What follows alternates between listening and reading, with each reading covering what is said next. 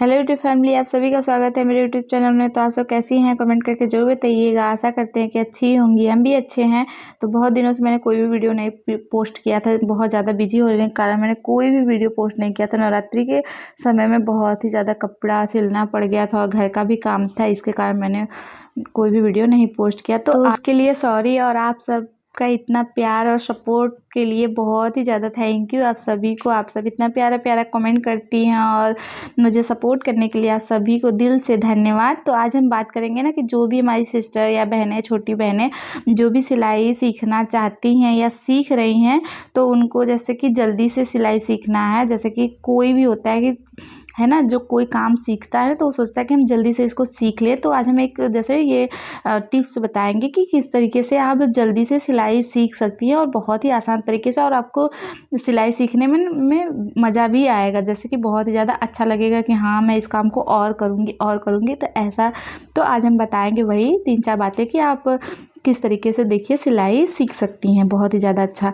तो देखिए, सबसे पहले क्या होता है ना कि सिलाई जब हम सीखते हैं तो ना हमारी कटिंग सही से आती है, ना जैसे कि गला गोल नहीं बन कटता और आर्म होल सही से नहीं कटता। तो उसकी कटिंग मतलब करना हम सीखेंगे, और जैसे कि मतलब बताएंगे कि किस तरीके से हम उसको कटिंग करें। और जो क्या होता है कि कटिंग करना तो मान लिए हम लोग सीख लिए, उसके बाद क्या होता है कि हमारी जो सिलाई होती है ना वो सही नहीं चलती है। मतलब जो मशीन होता है उसमें हम सिलाई सही से चला नहीं पाते हैं, टेढ़ी मेढ़ी चलती है। फिर हमको जैसे देखने में ही पता चल जाता है कि ये कोई नया सिला है जिसको मशीन चलाने अभी सही से नहीं आता है।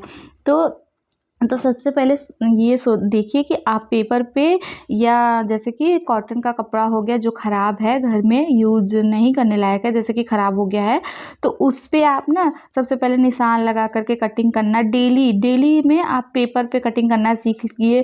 फिर उसके बाद आप कपड़े पे प्रैक्टिस करिए कि कपड़े पे आर्म होल सही से बनाइए, गला सही से बनाइए। इस तरीके से आप उसकी कटिंग करना सीखिए। और फिर आप जैसे कि मशीन पे भी सिलाई करिए कि डेली कि हम उसको मशीन चलाएंगे और कपड़े पे चलाएंगे। जैसे गले पे चलाएं, सीधी सिलाई चलाएं, तिरछी सिलाई चलाएं, ये सिलाई डेली चलाना सीखिए। या आप जैसे ख़राब कपड़े पे ही चलाइए, या उसको कटिंग करके, जो ख़राब कपड़ा है आप कॉटन का ही कपड़ा, जैसे कि कॉटन के कपड़े पे शुरुआत में सिलेंगी तो वो ज़्यादा अच्छा रहेगा। वैसे आप ये क्या हो गया कि अस्तर वाले कपड़े पे जैसे जो अस्तर लगाना पड़ता है और कपड़ा दोनों करना पड़ता है, इसमें शुरुआत में सही से नहीं चलती सिलाई। तो आप क्या करिए, सिंगल अस्तर पे ही आप सिलाई चलाइए। सिंगल अस्तर पे नहीं, जैसे कॉटन का जो ब्लाउज का कपड़ा हो गया उससे बनाइए, या फिर जैसे कोई कॉटन का ख़राब कपड़ा घर में पड़ा हो उससे आप ब्लाउज बनाइए। उसको भले ही कोई पहने ना पहने, लेकिन आप उससे ब्लाउज बनाइए। और जैसे कि आप 2-3 घंटे के लिए सिलाई सीखने जाती होंगी जहाँ पे, वहाँ आप 1 घंटा तो सिलाई चलाइए, मशीन चलाइए, सिलाई करिए। सीधी लाइन का मतलब सीधा सिलाई चलाना सीखिए, गोल सिलाई, तिरछा सिलाई, इस तरीके से सिलाई चलाना ख़राब कपड़े पे सीखिए। इससे ये करने से ना आपके सिलाई में बहुत ही ज़्यादा फिनिशिंग आएगी और आपके काम में मन भी लगेगा। जब आप काम अच्छा परफेक्ट करने लगेंगी तो देखेंगे धीरे धीरे आपको काम करने में बहुत ही ज़्यादा मज़ा आएगा। तो 1 घंटा आप कटिंग करिए और 1 घंटा आप सिलाई करिए।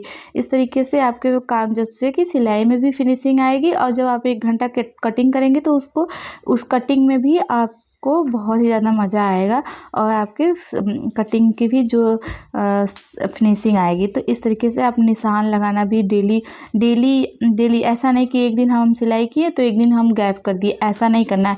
डेली आपको कटिंग करना है, डेली सिलाई करना है। इस तरीके से आप जब करना स्टार्ट करेंगे तो देखेंगे कि आप बहुत ही ज़्यादा 10 दिन ऐसा करके देखेंगे कि आप 10 दिनों में बहुत ही ज़्यादा आपका जो सिलाई का काम है बहुत ही ज़्यादा अच्छा फिनिशिंग के साथ होने लगेगा। तो आप खुद ही बताएंगे कि हाँ, मुझे बहुत ही ज़्यादा, जैसे कि बहुत ही ज़्यादा अच्छा लगेगा आपको सिलाई करने में भी, और आपको सिलने में भी बहुत ही ज़्यादा अच्छा सफाई आने लगेगी धीरे धीरे।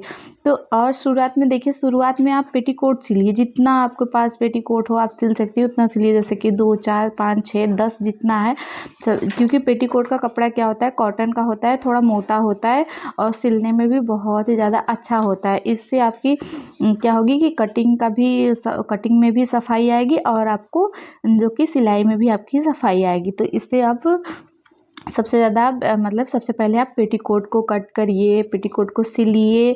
ऐसे ही 10 दिन 15 दिन ऐसे करके आप पेटीकोट को सिलिए। फिर उसके बाद आप कॉटन का ब्लाउज़ ले लीजिए। कॉटन के ब्लाउज़ को सबसे कटिंग करना सीखिए। फिर उसको कटिंग करने के बाद उसको सिलिए।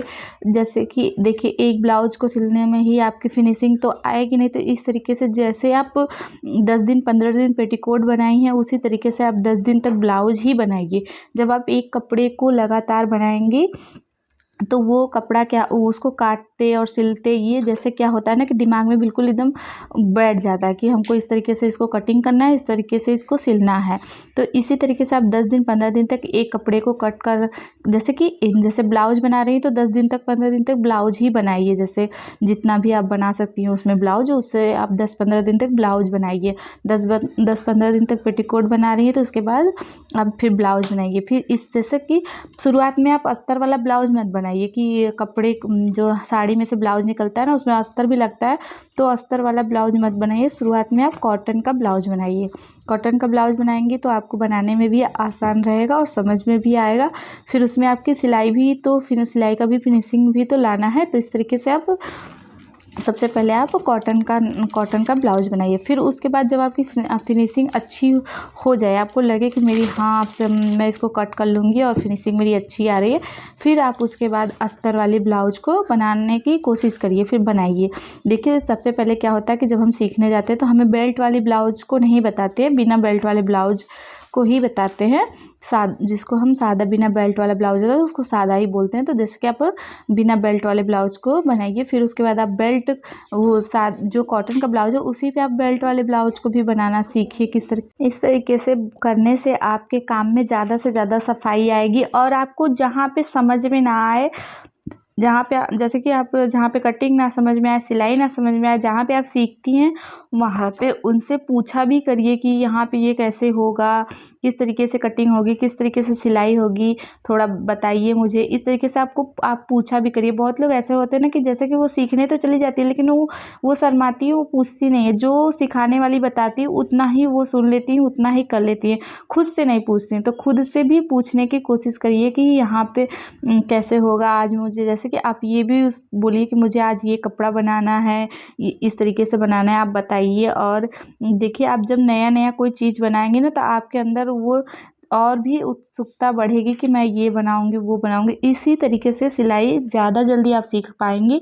तो इस तरीके से आप उनसे पूछा भी करिए कि मुझे इसकी कटिंग बताइए और ये कैसे होगा। और अगर जैसे कि आप कोई ब्लाउज बना रही हैं उसमें कोई गड़बड़ी हो गया तो उनसे पूछिए कि यहाँ पे जैसे सही नहीं बना है तो इसको मैं कैसे ठीक करूँ और या इसको कैसे बनाऊँ। ये भी आप जैसे कि पूछना ज़रूरी है कि इसको कैसे ठीक करें या कैसे कटिंग करें या कैसे सिलाई करें कि ये ठीक तरीके से एकदम परफेक्ट बने, इस तरीके से। और आपको कपड़े से कैसे नाप लेते हैं और या फिर ब्लाउज का नाप कैसे लेते हैं या कपड़े से नाप कैसे लेते हैं, इस तरीके से भी नाप लेना भी आपको सीखना पड़ेगा कि नाप कैसे लेते हैं ब्लाउज का और सूट का, सलवार का, पैंट का, किस तरीके से नाप लेते हैं। इस तरीके ये जो भी नाप आप लेती हैं, एक कॉपी ले लीजिए, पेन ले लीजिए, उस पर आप लिखा भी करिए कि मतलब ये नाप इस तरीके से लेते हैं, जैसे कि कहाँ कहाँ से नाप लेते हैं, ये भी ज़रूरी होता है। अगर आप लिख ही रहेंगी तो आप एक बार के लिए भूल भी जाएंगे ना, तो आपको ये रहेगा कि मैंने लिखा है, आप जा कर के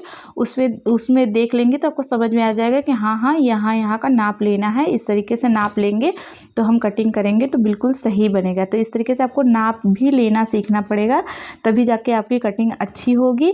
याद रखना पड़ेगा कि कितने इंच का आर्मोल बनाए, कितने इंच का गला बनाए, कैसे कैसे क्या करना है। इस तरीके से आपको ये सारा चीज़ आप अपने कॉपी पे ज़रूर से ज़रूर लिखा करिए। इससे आपको ज़्यादा जल्दी सीखने में हेल्प मिलेगा और आप जल्दी से जल्दी सीख पाएंगी सिलाई और ज़्यादा अच्छा काम कर पाएंगी। तो आशा करते हैं कि आप सभी को मेरा ये वीडियो अच्छा लगा होगा। तो आप अपने काम को, जो भी काम आप सीखना चाह रही हैं, उसको मन से, दिल से सीखिए और उसमें कोशिश करें कि इसको हम जल्दी से जल्दी कैसे सीख पाएँ। तो ये ज़रूर करिएगा और मेरे वीडियो पूरा देखने के लिए थैंक यू।